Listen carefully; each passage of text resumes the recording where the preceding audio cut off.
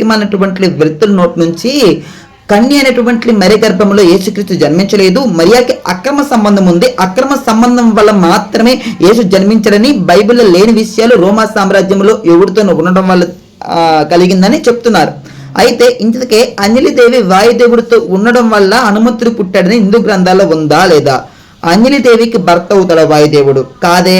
అంజలిదేవి భర్త ఎవరు? కేసరి. మరి ఎలాగొచ్చాడు ఈ యొక్క వాయుదేవుడు?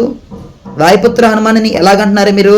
అంటే ఏ సంబంధం వల్ల పుట్టాడు హనుమంతుడు అని ప్రశ్న క్రైస్తవులు కూడా తిరిగి లలిత్ కుమార్ గారు లాంటి వాళ్ళని, శివచేతి కరుణాకర్ లాంటి వాళ్ళని, రాధామోహన్ లాంటి వాళ్ళని అడిగితే మీ ఆన్సర్ సమాధానం ఏంటి? బైబిల్ గురించి తప్పుగా మాట్లాడేటప్పుడు వాళ్ళు దగ్గర పెట్టుకో. హిందూ గ్రంథాల్లో ఉన్నటువంటి లోపల నానటోళ్ళు ఎత్తి చూపిస్తారు. తస్మాత్ జాగ్రత్త. హనుమంతుడి యొక్క పుట్టుక రహస్యం తెలుసుకుందామని గూగుల్లో చెక్ చేస్తే గూగుల్లో ఇలాగొచ్చిందండి. హిందూ పురాణాల ప్రకారం హనుమంతుడి యొక్క తల్లి అంజన మరియు తండ్రి కేసరికి జన్మించాడు. చాలా మంచిది.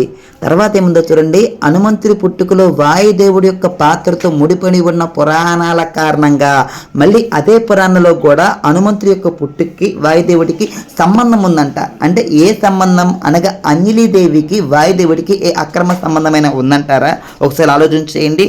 చూడండి, హనుమంతుడి వాయుదేవత అనగా వాయుదేవుడి యొక్క కుమారుడిని కూడా పిలుస్తారు.